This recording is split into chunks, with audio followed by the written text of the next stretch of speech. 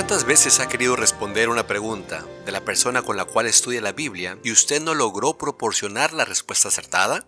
¿Qué dice la Biblia? Con frecuencia, aquellas personas que recién inician el estudio de las Sagradas Escrituras se encuentran con numerosas interrogantes. Algunas por falta de conocimiento bíblico y otras por prejuicios e interpretaciones erróneas de diferentes fuentes de información. Un número creciente de nuestros hermanos está dando estudios bíblicos a una cantidad cada vez mayor de personas interesadas en conocer la palabra de Dios. Muchos de ellos, por no haber tenido una preparación teológica adecuada, se encuentran con dificultades para responder algunas de estas preguntas. Confiamos que estas respuestas, bíblicamente bien documentadas, puedan ayudar al gran ejército de laicos que difunden la palabra de Dios con su mensaje de salvación a las almas sedientas que anhelan encontrar paz para su vida y la esperanza cierta de la vida eterna. ¿Qué dice la Biblia?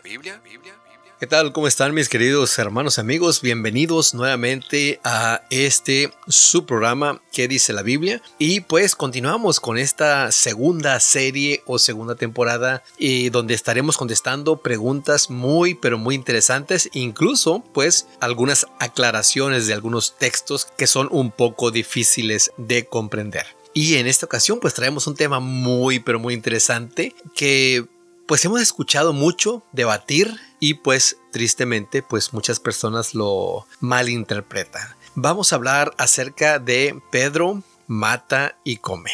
Se encuentra esta historia en Hechos, el capítulo 10 y el capítulo 11. Y bueno, para dar la respuesta pues debemos analizar lo que sucedió según relata el escritor de Hechos. Pedro, él había subido a la azotea de la casa donde pues habitaba en Jope. Él estaba hambriento y él subió a orar. Él, sintiendo hambre, vio en visión algo semejante a un gran lienzo que descendía a la tierra, en el cual pues había toda clase de animales limpios e inmundos.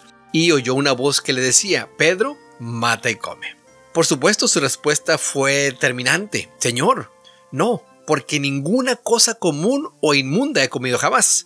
Esta escena se repitió, fíjense y pongan mucha atención mis queridos hermanos, 3 veces. Desde el versículo 13 hasta el 16 de Hechos 10, 3 veces. Y pues sabemos que el número 3 es de suma importancia, de algo que se le debe de poner atención.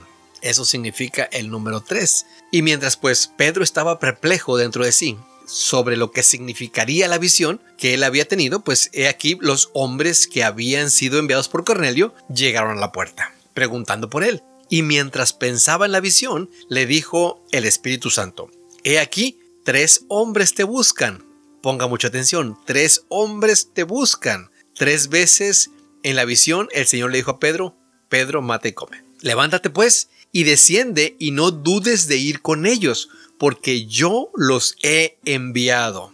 Esto está en el versículo del 17 al 20, por supuesto. Los hombres de Cornelio eran romanos, a los cuales los judíos les llamaban inmundos, les llamaban escoria, les llamaban perros, y tenían un sinnúmero de apodos a los cuales les habían puesto los judíos a los romanos. Pero fíjense algo interesante de este relato. Le dice el Espíritu a Pedro en la visión: levántate pues y desciende y no dudes de ir con ellos, porque yo los he enviado. Seguramente al ver Pedro a estos personajes inmundos, pues él no iba a querer ir con ellos. Los judíos no se juntaban con los gentiles. Y pues no hay duda que para Pedro el desconcierto del primer momento quedó resuelto. La orden del Espíritu Santo de ir a la casa de unos extranjeros o a unos gentiles a quienes él consideraba inmundos, pues aclaró totalmente el significado de la visión. No se trata de comer animales inmundos, mi querido hermano y amigo, sino de no considerar a los gentiles como inmundos. Por eso Dios le había dicho: lo que Dios limpió, no lo llames tú común. Y aquí muchas personas tristemente se toman este versículo para decir: mire, aquí dice el lienzo ese donde bajaban toda clase de animales inmundos, pues Dios aquí dice que lo limpió. Pero por supuesto, no se trataba de comer, porque Pedro le dijo a Dios en la visión: Señor, yo jamás he comido algo inmundo. Y sin embargo, nuevamente le dijo, Pedro, mata y come. Señor, yo jamás he probado nada. Entonces, cuando se acercaron estos 3 hombres a la casa de Pedro, el Espíritu nuevamente le dijo, yo los he enviado, no dudes en ir con ellos. Ahora, mi querido hermano y amigo, notemos las primeras palabras de Pedro a Cornelio y pues a las personas que estaban reunidas en su casa. Esto lo encontramos en el versículo 28, ahí mismo en Hechos 10. Vosotros sabéis cuán abominable es para un varón judío juntarse o acercarse a un extranjero. Y aquí viene la clave y donde no cabe duda de que no estaba hablando de limpiar esos animales para que se coman hoy en día. Pero me ha mostrado Dios que a ningún hombre llame común o inmundo. Muchas veces y tristemente leemos simplemente hasta donde nos conviene o hasta donde les conviene para poder hacer lo que no es debido. Pero este versículo, mi querido hermano y amigo, en el 28, es determinante. Podríamos decir, es un cartucho de dinamita que va a tumbar cualquier mala interpretación que tengamos acerca de esta visión que tuvo Pedro. Pedro, mata y come. Y quiero volver a leer el versículo 28. Vosotros sabéis cuán abominable es para un varón judío juntarse o acercarse a un extranjero.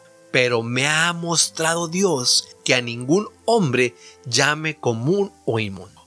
Después que le explicaron el motivo por el cual lo habían llamado, gracias a la intervención de un ángel del Señor, Pedro comenzó su discurso diciendo, en verdad, comprendo que Dios no hace acepción de personas. Para los judíos era prácticamente ser expulsados, ser tomados como son una vergüenza para el pueblo judío si ellos se juntaban. Recordemos que muchas veces los fariseos le reclamaban tanto a Jesús como a sus discípulos que por qué se sentaban con los cobradores de impuestos.